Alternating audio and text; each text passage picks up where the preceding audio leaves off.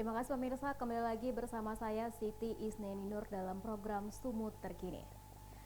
Di masa pandemi COVID-19, bagaimana penanganan narkoba di tingkat desa? Telah terhubung bersama kita Kepala Bidang Pencegahan dan Pemberdayaan Masyarakat BNN Sumatera Utara, Bapak Tuangkus Haryanja. Halo, selamat pagi Bapak. Selamat pagi Bu Siti. Baik Pak, saat ini bagaimana penanganan narkoba di tingkat desa Pak? Terima kasih bahwa BNN tetap bekerja terus dalam rangka melaksanakan upaya penanganan bahaya penyalahgunaan narkoba di seluruh Republik Indonesia. Nah, untuk saat ini kita mendorong pemerintah desa harus ikut juga andil dalam rangka mengatasi masalah bahaya penyalahgunaan narkoba. Saat ini desa kita minta melalui pemerintah, bupati, wali kota, dan juga kepala dinas PMD untuk melaksanakan upaya kegiatan-kegiatan yang bisa mengantisipasi maraknya narkoba di tengah-tengah penduduk atau domisili di desa masing-masing. Baik Pak, lalu sejauh mana peran pemerintah desa menangani narkoba di desa saat ini Pak? Tentunya desa sudah dibekali regulasi.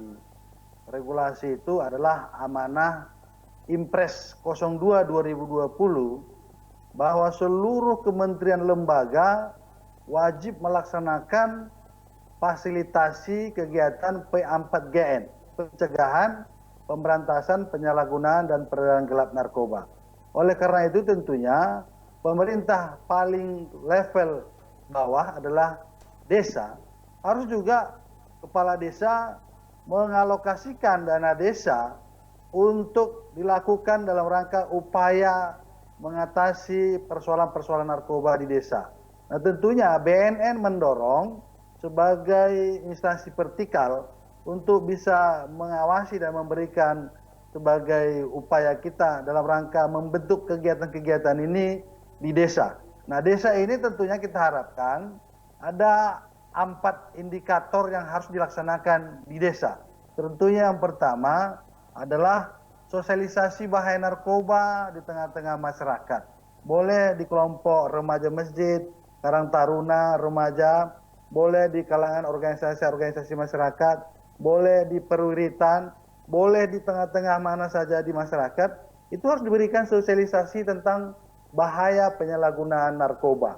Yang kedua, desa juga perlu membuat aturan, regulasi. Nah, regulasi itu artinya bisa aja membuat peraturan desa.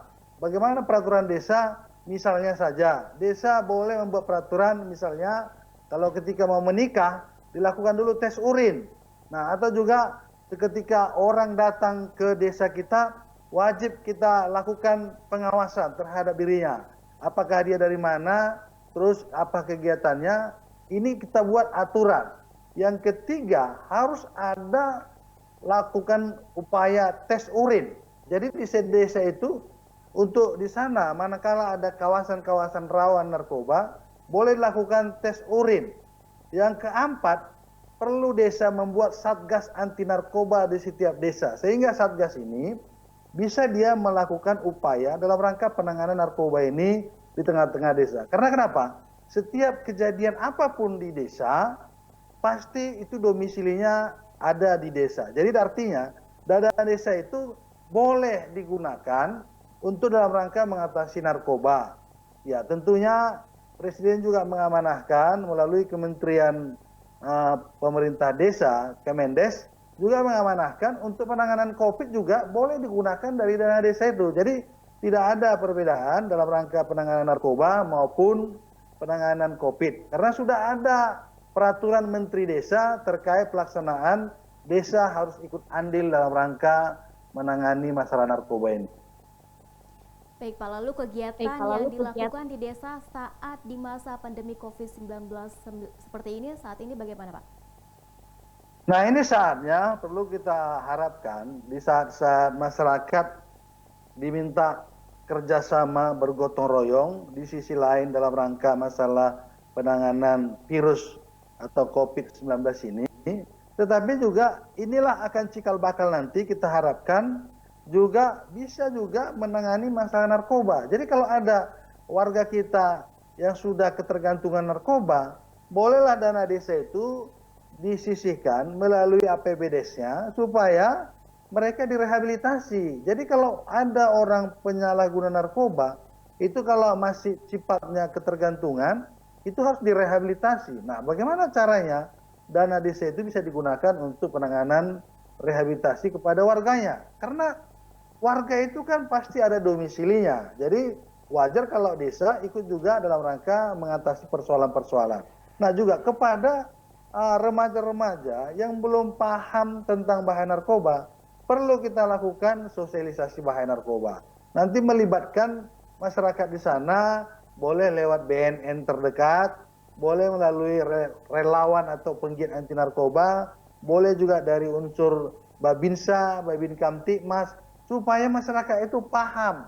Jadi ini kita di saat-saat COVID ini juga, ini kan masyarakat sekarang kan lagi ini mau untuk bergotong royong untuk mengatasi persoalan COVID. Tetapi juga penanganan narkoba juga jangan juga tertinggal, ya supaya desa kita ini kita jagalah. Artinya bagaimana caranya kampung kita harus kita jaga. Misalnya membuat spanduk-spanduk himbauan.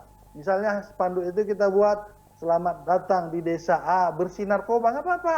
Supaya kita memberanikan diri. Sehingga kalau kita sudah kompak bahwa bandar-bandar narkoba itu tidak akan mau datang ke sana.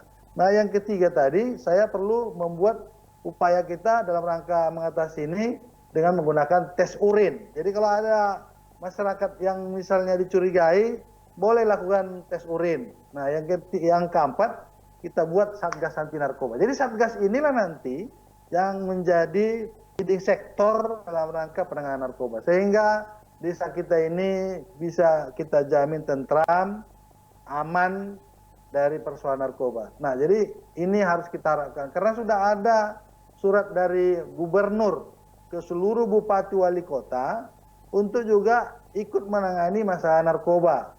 Termasuk juga Kadis PMD Provinsi Sumatera Utara sudah menyurati juga Kadis PMD Kabupaten Kota karena desa itu adalah berada di bawah dinas PMD ya, sehingga nanti desa-desanya semua supaya bersama-sama nanti melakukan kegiatan ini melalui APBDes-nya. Itu kira-kira. Baik Pak, untuk mengakhiri perbincangan kita, lalu apa upaya yang dilakukan BNN Sumatera Utara di masa COVID-19 dalam penanganan narkoba, Pak? Nah, harapan kita dari BNN, ya di sela-sela COVID ini juga, kita berharap, mari seluruh warga, masyarakat, masalah COVID ini, kita tetap ikuti anjuran pemerintah. Tetap jaga jarak, pakai masker, dan juga kita tetap waspada. Dan kita harapkan juga kita benar-benar kita pastikan diri kita bahwa kita tidak bahagian daripada masalah. Nah, tentunya perlu melakukan upaya ini mulai dari keluarga kita. Keluarga kita yang harus kita awasi karena persoalan ini semua pasti bersumber daripada keluarga kita. Ini harapan kami BNN Sumatera Utara agar tetap bisa berkoordinasi atau diskusi dengan BNN, konsultasi, silakan. Manakala di daerah lain ada persoalan-persoalan masalah narkoba, jangan takut datang ke BNN untuk berkonsultasi supaya persoalan-persoalan ini bisa selesai dan bisa diatasi sehingga pemerintah bisa tetap memberikan upaya-upaya dalam rangka penanganan masalah narkoba ini. Tentunya desa yang dibekali anggaran ADD sama DD boleh berkolaborasi menggunakan anggaran untuk COVID dan juga untuk penanganan narkoba sehingga masyarakat bisa aman tentram. Saya pikir demikian aja. Saya selaku Kepala Bidang BNN Provinsi Sumatera Utara mengucapkan terima kasih kepada Eparina TV. Baik Pak, terima kasih atas informasi dan waktunya. Selamat bertugas kembali. Pemirsa, demikianlah perbincangan dengan Bapak Tuankus Haryansyah. Saya Siti Isneninur pamit undur diri. Terima kasih dan sampai jumpa.